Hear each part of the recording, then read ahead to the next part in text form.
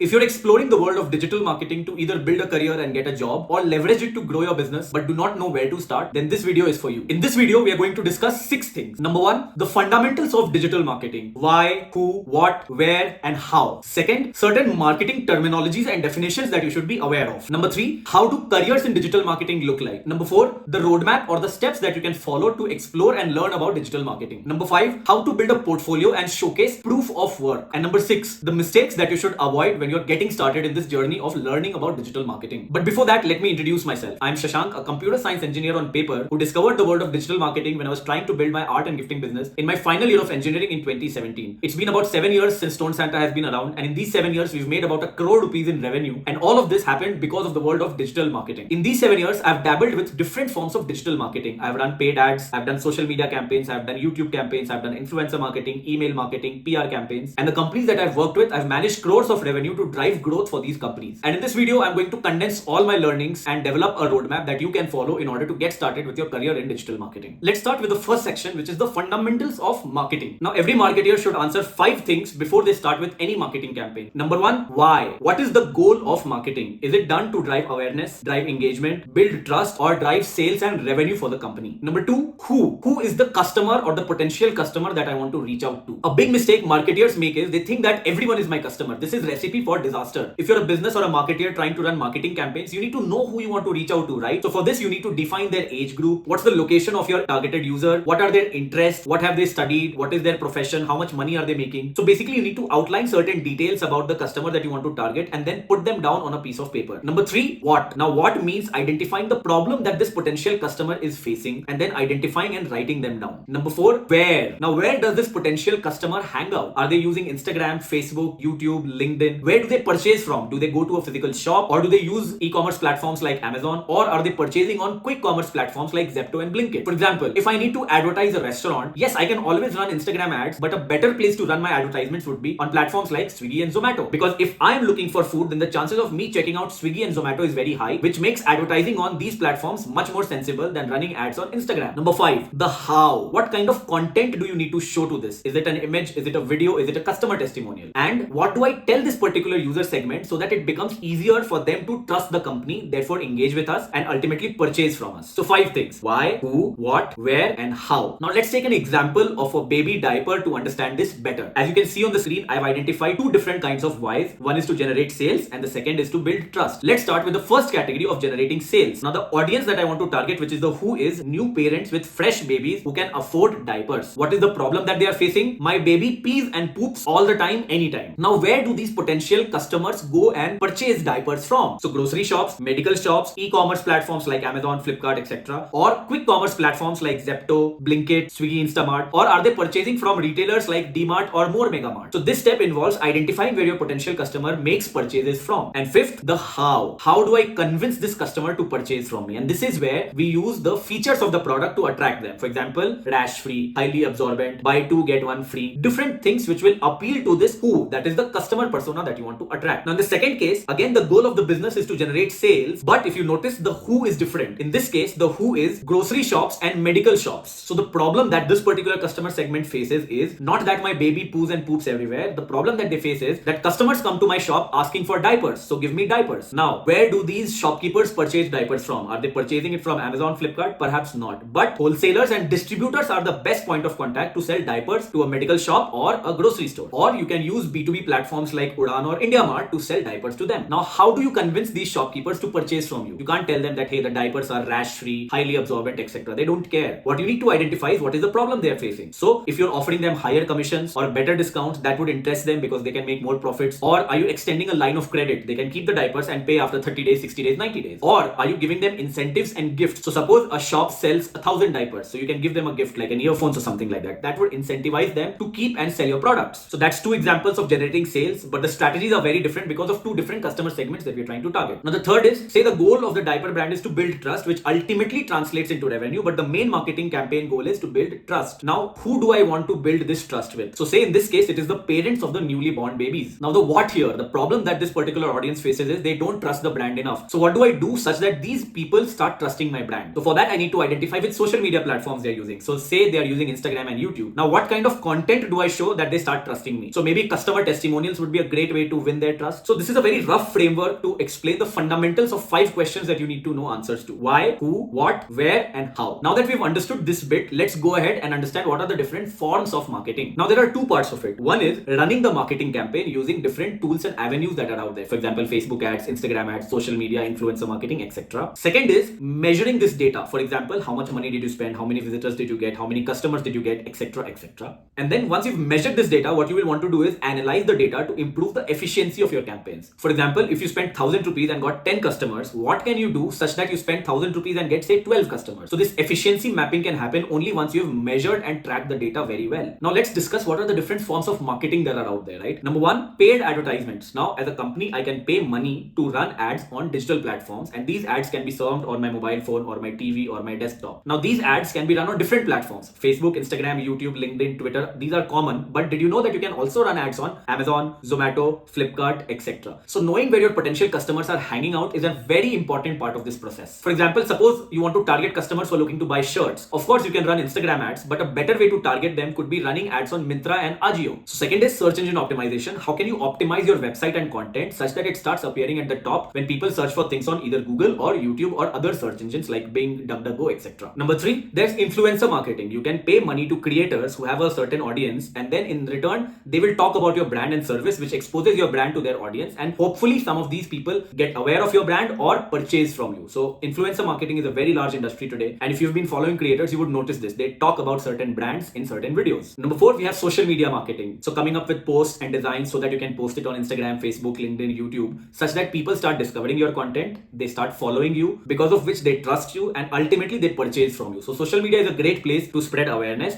and to build trust and also to engage with your community. Number five, we have event marketing. Now education companies do this a lot. They will host free webinars where they will invite you and give you knowledge for 1 hour, and after that they will collect information from you and they will start calling you. So event marketing is leveraged aggressively in the world of education industry. Now event marketing is also leveraged by business to business companies. So what they do is they host events, webinars, seminars. They invite stakeholders to attend the event, due to which what happens is the attendees get to know about the company, and hopefully some of this translates into sales. Next, we have email marketing. So the art and science of sending emails to the right audiences such that they discover your brand and they start purchasing from you. Seventh, we have product marketing. Now product marketing is, suppose a company has 1 million users who are using their app. Now I can reach to this user base by sending them emails or sending them WhatsApp messages or sending them notifications. So Zomato does this very well, right? They will send custom notifications to different segments of audiences. Now this art and science of sending customized messages to certain audiences is product marketing. Number eight, strategic partnerships. In strategic partnerships, one company partners with another company for a marketing campaign to impress their audiences. So for example, Blinkit is a subsidiary of Zomato, yet these two different brand handles coordinate and collaborate to do social media campaigns. Or recently Zepto and Shadi.com, they did a campaign together. So strategic partnerships to impress your audience is another way of marketing, which is not very common but extensively used by large companies. Number nine, public relations, PR. So a lot of times what happens is companies will partner with news houses, online media publications, and they will use these platforms to spread news about their company. For example, there was a time when Uber was new in India, and at that time what Uber did was they partnered with news and media houses and they circulated news like Uber driver purchases a flat in Bangalore, Uber driver earning more than techies in Bangalore. Now these news articles were not there to attract customers but rather attract drivers. So leveraging news and media houses is all a part of public relations strategy. Now the framework that we talked about a few minutes ago can also be applied to these marketing forms, and then you can use this to understand what kind of campaigns should you run. For example, suppose I want to run ads and the goal is to generate sales. In that case, first I will define my who, and then I will check out where do they hang out. Are they using Instagram, YouTube, Facebook, or are they going to Amazon and Flipkart to make their purchases? For example, if I see that my potential customer is using Amazon very frequently, then it makes total sense for me to advertise on Amazon instead of wasting my marketing dollars on Instagram. Let's take SEO as an example. Suppose the goal is to generate leads and website visitors. In that case,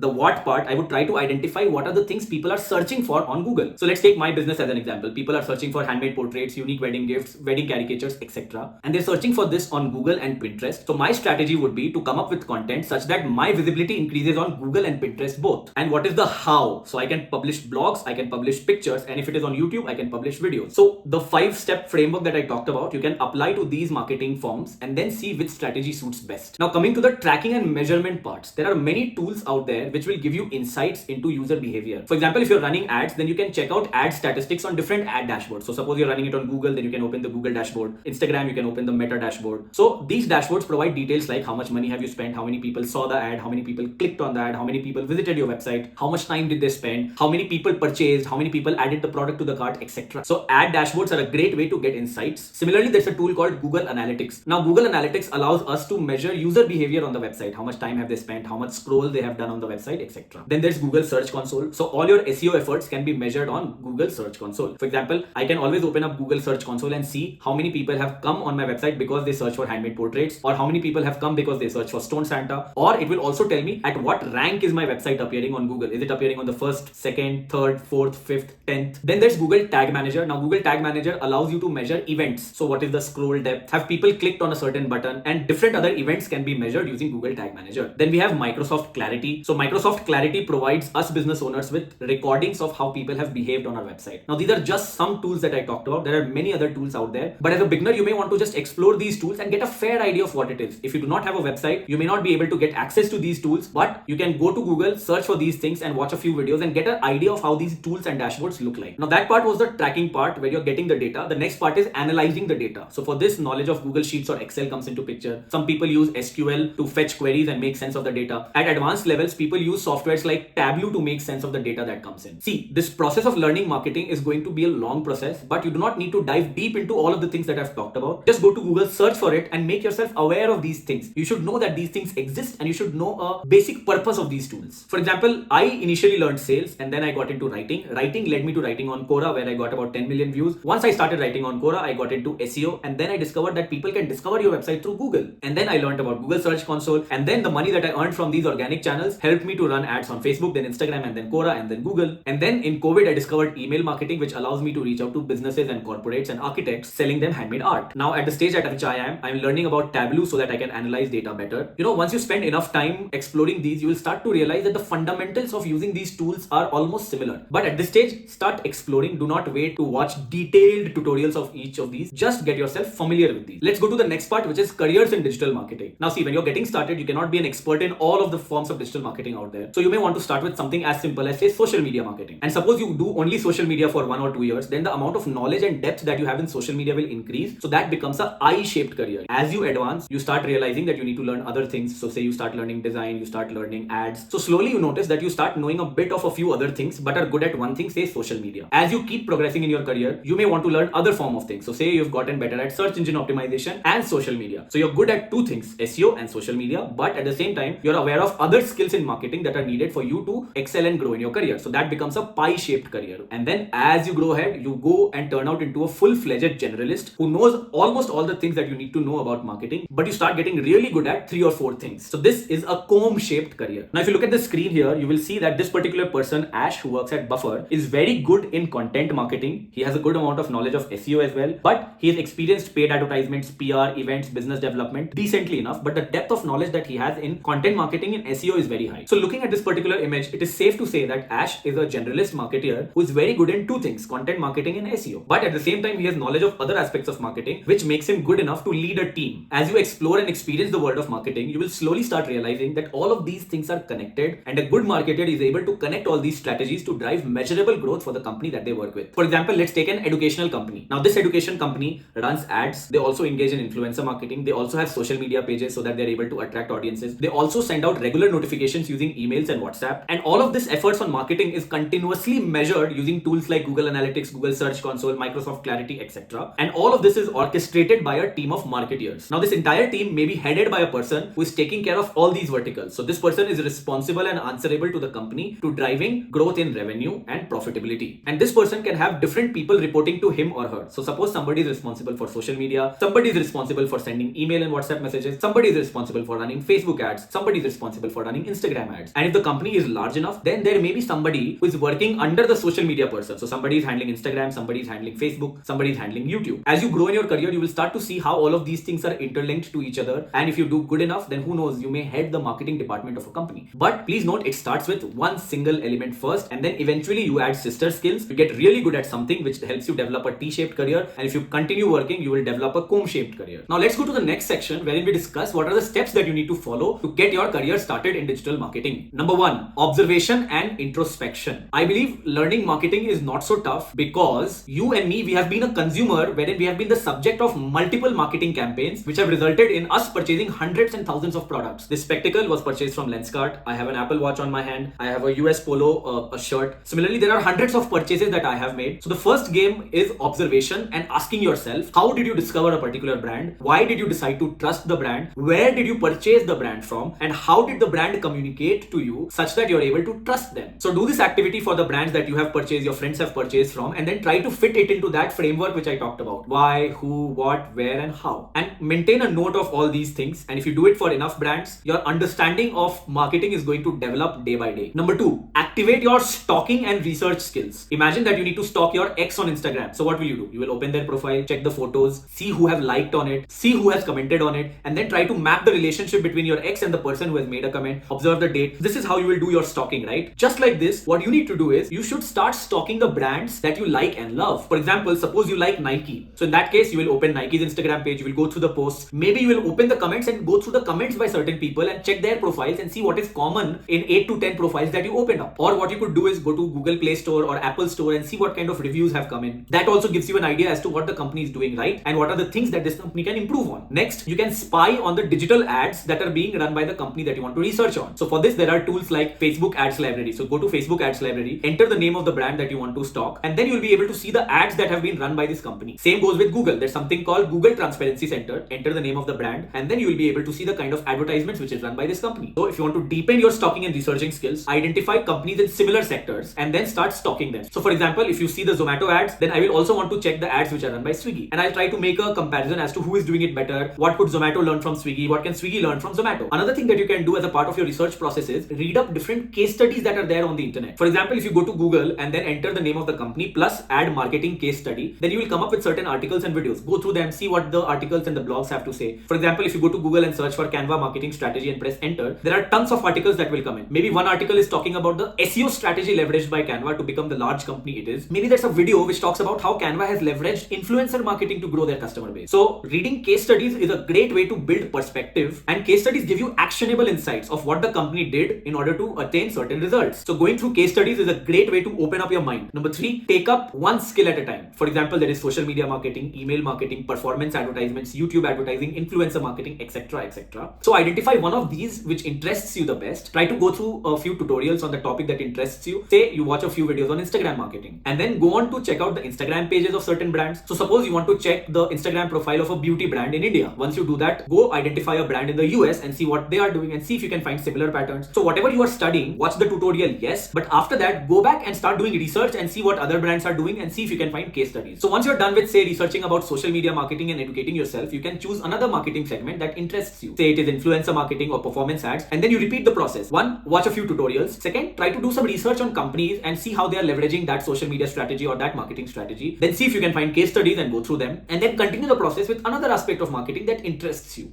And you remember the T-shaped curve that I talked about? Refer to that and you can see what are the different elements that start making sense and start connecting with each other. But I would repeat, don't just watch tutorials. Please go and do research, and please read case studies. So to conclude, don't jump from one segment to another. With time, you will be able to see the connection between all of these marketing strategies. So when you're getting started, do it one at a time and don't get overwhelmed. Number four, build a portfolio as you progress in your learning journey. So the last step, what you did was you watched a few tutorials, you researched about how brands are doing different things, and you did some case studies to understand that aspect of marketing, correct? So suppose you're doing this for social media. Now the idea is, whatever you have learned and researched on, can you imagine yourself to be a social media marketer for a company that you like? And then can you come up with social media posts for their particular social handles? So suppose you want to do it for a company called Make My Trip, which is a travel company. So imagine what kind of posts would do good for Make My Trip on Instagram. If you're trying to create a reel, can you write a script of it? And then you can try shooting a video, and then you can try editing it yourself. In this process, what happens? You learn a few things about design and editing, which is again a part of marketing. So whatever you are doing, don't just learn, try to execute things as you go ahead. Now suppose you're learning about performance marketing. So you can imagine yourself to be the performance marketer for a company, and then can you design ads, which includes coming up with the ad, the design of it, writing the copy of the ad, maybe even thinking what kind of audience will I show this particular advertisement to. Whatever you do, try to build a portfolio, because work is something that shows. You can't just write random things in your resume and expect the other person to believe you. For freshers, it's easy for you to say like, I don't have a portfolio because I'm a fresher, but you can always imagine yourself to be working as a social media person or as an SEO person or as a performance marketer marketing person, and then you can create an imaginary portfolio for yourself, right? Now let's take a few examples to showcase certain portfolios of people and how those portfolios have helped them in their careers. The first is of a lady called Manashi. She has 7+ experience working in the SaaS sector, which is software as a service, and currently she's working as the head of marketing at a company. Now if you see her portfolio, she has categorized her work into blogs, case studies, videos, competitor and persona mapping, website copies, and designs. If you open any of these, you will be able to see several examples of the work that she has done. So imagine if you're a recruiter and you're looking to hire someone senior in the SaaS industry, don't you think this portfolio will impress the person? Now you may say that, hey, this example has someone who is very experienced. Now the second example is of Dikshita Basu, a final year engineering student who wanted to work with Zomato. So what she did was she proposed Zomato on Valentine's Day, saying that, hey, will you be my Valentine? And then she created a very detailed case study of what are the things that she could do for Zomato in order to improve the experience that Zomato would have. And this LinkedIn post went viral. The third example is of a guy called Avkash Shah. So he wanted to work as a motion designer at Cred. So instead of applying through LinkedIn or sending a resume, what he did was he created a sample video, and that post on LinkedIn went viral. And guess what? He's working as a motion designer at Cred. So what have we learned? A portfolio helps you grab attention. A portfolio helps the recruiter build trust in your work and capabilities. And all of this can translate into an internship or a job. Now coming to the last part of this video, mistakes to avoid in this journey of becoming a digital marketeer. Number one, don't just watch tutorials, because it is easy to watch tutorials. What you need to do is you need to work and build a portfolio. Number two, you may say that, hey, I'm not creative, I cannot be a marketeer. Let me tell you, creativity is bullshit, hard work is everything. Now, I do not mean to say that creativity does not play a role, but when you're getting started, all you need to do is work hard and put in time. Good marketeers work very hard. First, they need to do research, then they need to build assumptions, they need to run campaigns. Once the campaigns are run, they need to analyze the data, then they need to change the experiment and continue the process again and again. So if you think creativity is the biggest part of marketing, let me tell you, you are wrong. If you're not willing to work hard, and if you think that creativity, then let me tell you, you're not going to become a marketeer. So please don't shy away from working hard. Number three, do not skip the basics and start going into depth. For example, if you're learning about ads, first familiarize yourself with how the ad dashboard looks, what are the different campaigns that other companies have run. Instead of going into the depth and advanced level of things, start with the basics. Number four, do not jump from one topic to another. So suppose you're learning about social media today and tomorrow suddenly you jump into SEO. No, spend some time, familiarize yourself, read a few case studies, and once you have a decent understanding, move on to the next topic. And continue working on a portfolio. Do not just learn and go, otherwise you will forget things. So to conclude, I would like to wish you the very best in your journey of learning digital marketing. See, digital marketing is not just another skill. It is a superpower that can help you significantly in your career. Take my example. I did not know anything about business. I did not have money to invest in the business, yet I was able to make about 1 crore rupees of revenue just by selling art and paintings. Imagine. Similarly, there are many people who started at a very low level in the world of digital marketing, but today they are heading marketing departments in different companies. So the idea is to stay consistent, take one small step at a time, and not be impatient. You cannot learn everything about digital marketing in the matter of a few days. Once you've learned digital marketing, you can't just stay stagnant. Things keep evolving and changing. For example, a lot of marketers have started using AI in their marketing campaigns. So the idea is to stay updated on the trends and ensure that you're always learning. Otherwise, you will get outdated and people may not need you anymore. For example, the SEO strategy that worked back in 2008 will not work in 2025. The social media strategy that worked in January 2024 may not be working in January 2025. So things change, things evolve. So if your fundamentals and the basic understanding that you have of marketing is clear and you're staying on the top of trends, then you are going to be sorted enough. I hope this video was helpful. If you have any questions, feel free to put them down in the comments and I will get back to you. And if you watched this video till the very end, take your hand, pat yourself on the back, and I will see you in the next video.